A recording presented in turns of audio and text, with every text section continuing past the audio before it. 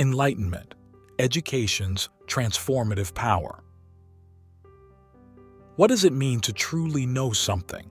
How does this knowledge transform you, the society, and the fabric of humanity? My name is Thomas Jefferson, and I stand before you not just as the third President of the United States, but as an advocate for the enlightenment of the mind through the pursuit of knowledge and education for all. My life has been a testament to the belief that knowledge is the currency of democracy, the fuel for the fire of freedom, and the foundation upon which a just society is built.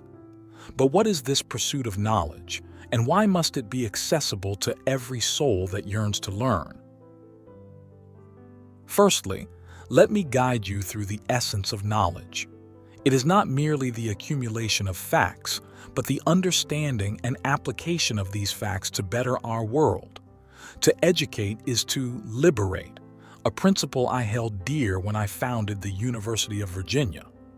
This institution was not just a place of learning, but a declaration that an informed citizenry is the bulwark of a robust democracy. Now, let me take you through a story, a slice of history, if you will. When I penned the Declaration of Independence, it was not just an act of defiance against tyranny, but a proclamation of the inherent right of individuals to pursue knowledge and truth. We hold these truths to be self-evident, I wrote, for it is in the enlightenment of these truths that we find the path to liberty. But how do we pursue this knowledge, and how do we ensure its reach is universal? Let's analyze the importance of education not as a privilege, but as an inalienable right, akin to life, liberty, and the pursuit of happiness. In my correspondence with my compatriot James Madison, I argued fervently for a system of general education which would enable every man to judge for himself what will secure or endanger his freedom. If a nation expects to be ignorant and free, it expects what never was and never will be. Consider the words I once wrote: enlighten the people generally, and tyranny and oppressions of body and mind will vanish like evil spirits at the dawn of day. This statement is not just poetic but practical, for in the light of knowledge, the shadows of oppression find no refuge. Now, think deeply about the role of education in your life.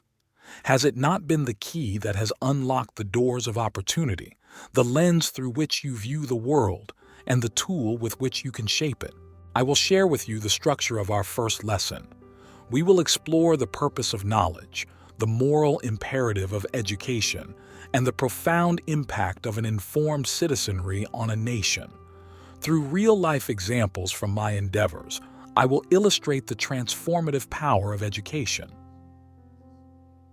When I commissioned the Lewis and Clark expedition, it was not solely a quest for territorial expansion, but a pursuit of knowledge about the vast and unknown lands to the west.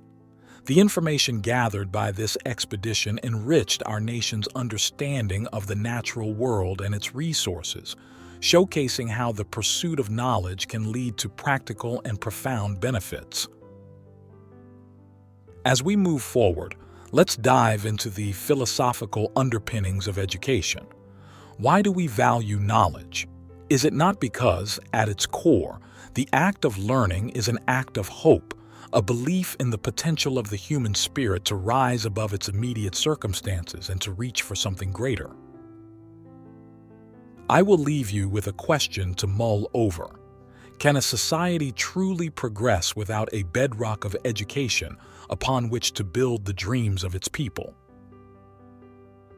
Let us now pause here, and when you are ready to absorb more, say the word, and we will continue our exploration into the pursuit of knowledge and education for all. Click subscribe to this channel to get more profound lessons from the legend, Education, a Universal Commonwealth. In our continued exploration of the pursuit of knowledge and education, we must now turn our gaze towards the democratization of learning. The question that begs contemplation is, How can education be made a commonwealth, as universal and accessible as the air we breathe? To answer this, let us consider the second lesson: the necessity of creating systems that open the gates of knowledge to every individual, regardless of their station in life. To construct such systems, we must wield the tools of policy, passion, and persistence. During my presidency, I advocated for public education funding, a revolutionary idea aimed at eradicating the barriers that kept knowledge in the hands of the few. My vision was to see a nation enlightened by education, where each person could contribute to the Republic's dialogue. It was a vision born from the belief that an educated citizenry is the guardian of their own liberty and the guarantor of their own prosperity. Consider the Louisiana Purchase in 1803. It was not merely a transaction for land, but an investment in the future of a nation's collective knowledge. The expansion westward was a canvas for the American imagination, a testament to the belief in new possibilities, and a challenge to the intellect of a young nation. Now I urge you to think, is there any wealth more precious than the wealth of the mind? Is there any poverty more pervasive than the poverty of ignorance? In this second part of our discourse, we delve into the mechanisms that can institutionalize education as a fundamental right.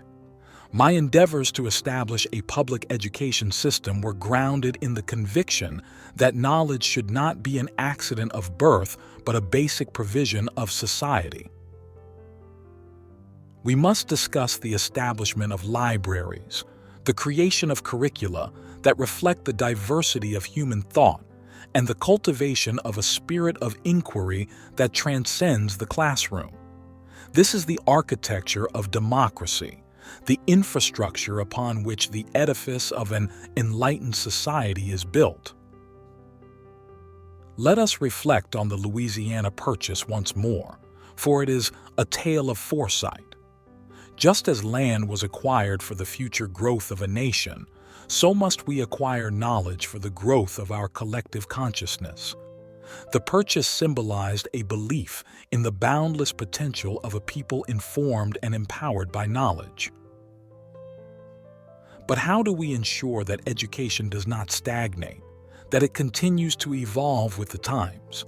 Here lies the crux of our second lesson: the imperative of innovation in education. My dear listeners, let's pause once again to absorb these thoughts.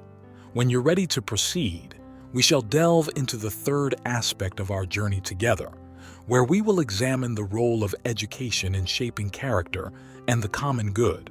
Education shapes virtue and society. As we reconvene on this intellectual voyage, we address the third lesson: the role of education in shaping character and nurturing the common good. For what is the purpose of education if not to cultivate the virtues upon which a civil society rests? Let us now examine the intricate relationship between knowledge and virtue. In my own life, I placed great emphasis on the study of philosophy, science, and the classics, not solely for intellectual growth, but for the formation of character. I believed, and still do, that education must aim to develop the moral compass within each individual, guiding them toward a life of responsibility, integrity, and contribution to the Commonwealth. Reflect upon this. Education should not only fill our minds, but also ennoble our spirits. It should teach us not only how to make a living, but also how to live. It is through education that we understand the concept of civic duty, the importance of contributing to the greater good, and the values that underpin a harmonious society. Click subscribe to this channel to get more profound lessons from the legend. In my efforts to design the curriculum for the University of Virginia, I insisted on including studies of ethics and the principles of government. It was my firm belief that an educated populace who understood their rights and responsibilities would be the staunchest defenders of liberty and justice. Now, let us draw from the well of history once more. When the Lewis and Clark expeditions set out, they did not merely map rivers and mountains. They learned from the native peoples, they documented flora and fauna, and they collected a wealth of data that would inform the American character. They embodied the Jeffersonian ideal that knowledge enriches not only the mind, but also the soul. Think then on the influence of education in your own life. Has it not shaped your principles, your beliefs, and your actions? Has it not taught you to think critically, to discern right from wrong, and to value truth? As we lay the foundations for this third lesson, we must acknowledge that education is the most powerful agent for social change. It has the power to erase prejudices, to bridge divides, and to elevate the human condition. It is the alchemy that turns ignorance into understanding and discord into harmony. I leave you with a question to ponder. How can we as a society cultivate an education system that not only informs, but also inspires, not only teaches, but also transforms? With these thoughts in mind, let us take a moment to reflect. When you are ready, we shall embark on the final segment of our discourse, where we will explore the future of education and the enduring legacy of an enlightened society. Legacy and future of education. As we approach the final segment of our exploration, let us cast our eyes forward to the future of education and the enduring legacy we hope to leave for posterity. This fourth lesson is perhaps the most critical, for it encompasses our aspirations and the long-term impact of our educational endeavors. We must envision an education system that not only keeps pace with the rapid advancements of our times, but also anticipates and shapes the future. In my day, I championed the idea of an expansive library at the University of Virginia, one that would hold the breadth and depth of human knowledge. This was not simply a repository of books, but a symbol of the forward-looking nature of education. The future of education lies in its ability to adapt, to innovate, and to inspire generations to come. It is about creating lifelong learners who can navigate the complexities of an ever-changing world. The legacy we strive for is that of a society that values critical thinking, embraces diversity of thought, and champions the free exchange of ideas. Click subscribe to this channel to get more profound lessons from the legend. Think on the advances in technology and how they have transformed the landscape of learning. Just as the invention of the printing press revolutionized access to information in my time, so too must we harness the digital revolution to democratize education in yours. Now, consider the role of educators. They are not mere conveyors of knowledge, but architects of the future, shaping minds and guiding the next generation of leaders, thinkers, and innovators.